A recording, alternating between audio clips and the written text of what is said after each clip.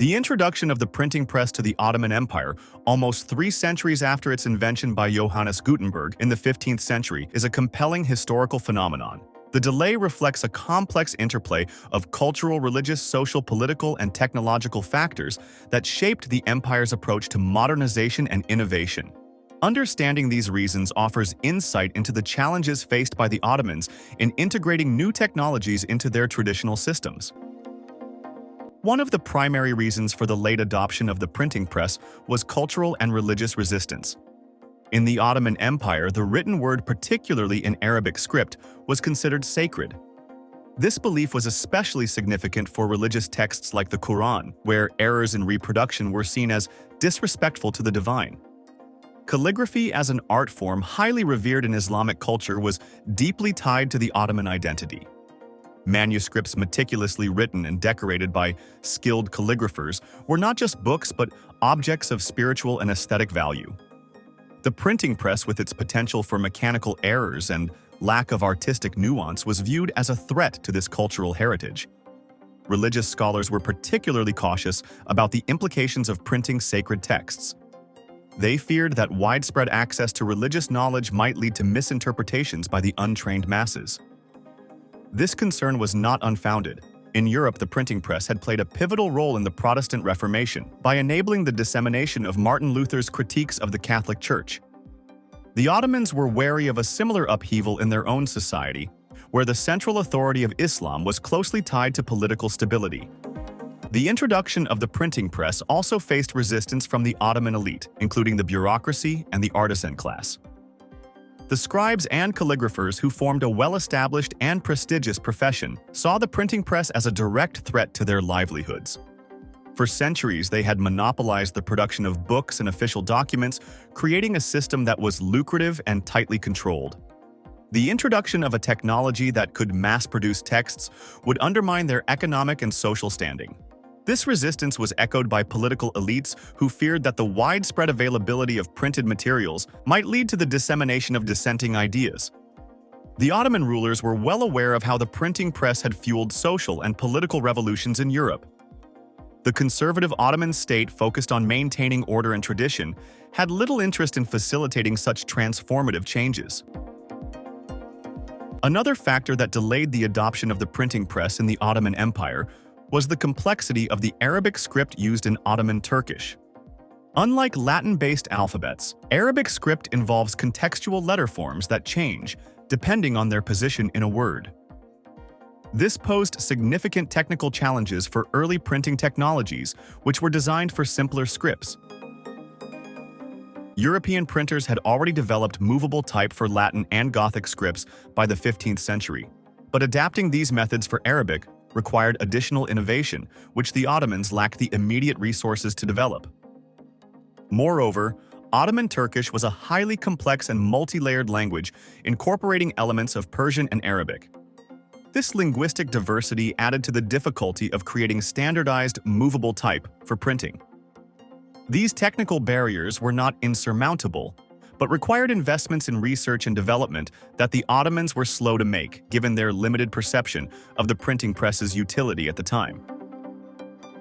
The economic and social context of the Ottoman Empire also contributed to the late adoption of the printing press. Literacy rates among the general population were relatively low, and the demand for books was limited to a small educated elite. Manuscripts, while expensive and time-consuming to produce, were sufficient to meet the needs of this narrow audience. In contrast, Europe's higher literacy rates and growing middle class created a much larger market for printed materials, driving the rapid spread of printing technology. The Ottoman economy centered on agriculture and trade, and did not prioritize the kind of intellectual and scientific pursuits that would require mass-produced texts. Manuscripts remained the primary medium for religious, administrative, and literary works. Since the economic incentive to adopt printing technology was weak, there was little urgency to overcome the cultural and technical barriers. The Ottoman state's cautious and sometimes prohibitive policies played a significant role in delaying the printing press's introduction. Printing technology was not officially sanctioned until 1727, when Ibrahim Mutafarrika established the first printing press in the empire. Even then, the scope of the press was limited to secular works, such as dictionaries, histories, and scientific texts. Religious texts, particularly the Quran, were explicitly excluded due to ongoing concerns about accuracy and reverence. The delay in state support reflects a broader pattern of Ottoman governance, where innovation was often subordinate to tradition and stability. The empire's leaders prioritized maintaining their existing systems of power and control over embracing potentially disruptive technologies. This conservatism, while effective in preserving order, left the empire increasingly outpaced by the technological advancements of its European rivals. The contrast between the Ottoman Empire and Europe during this period highlights why the printing press was adopted so much earlier in the West. In Europe, the press met a growing demand for books driven by the Renaissance, the Reformation, and the scientific revolution. These movements not only increased literacy, but also created a thirst for new knowledge and ideas.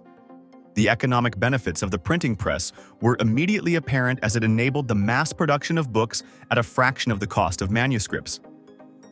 Furthermore, Europe's political fragmentation encouraged competition among states, driving innovation and the spread of new technologies. The Ottoman Empire was a centralized state with less incentive to adopt technologies that might challenge its control or disrupt its traditional systems.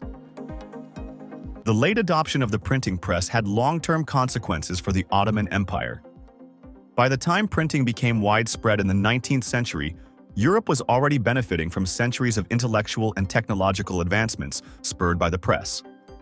This lag contributed to the growing technological and cultural gap between the Ottoman Empire and its European rivals, which became increasingly apparent during the 18th and 19th centuries.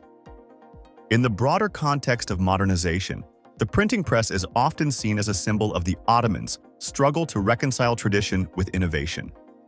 While the empire eventually embraced printing and other technologies, the initial delay reflected a broader reluctance to challenge established norms and systems. This conservatism, while rooted in legitimate cultural and political concerns, ultimately limited the empire's ability to compete in an increasingly dynamic and interconnected world. In conclusion, the late adoption of the printing press in the Ottoman Empire was not due to ignorance or lack of awareness, but rather a combination of cultural reverence for tradition, resistance from vested interests, technical challenges, and cautious state policies. While these factors were understandable within the context of the time, they highlight the difficulties faced by societies in balancing the preservation of cultural identity with the need for innovation. The story of the printing press in the Ottoman Empire serves as a reminder of how the timing of technological adoption can shape the trajectory of civilizations.